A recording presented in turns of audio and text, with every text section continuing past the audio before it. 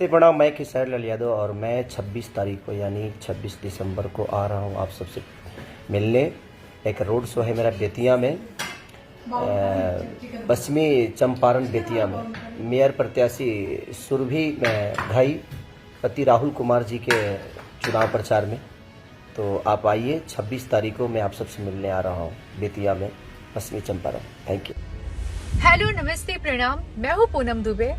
मैं आ रही हूँ 26 दिसंबर को पश्चिमी चंपारण बेतिया में मेयर प्रत्याशी सुरभि घई पति राहुल कुमार जी के चुनाव प्रचार में। और मेरे साथ आ रहे हैं भोजपुरी के सुपरस्टार खेसारी लाल यादव जी।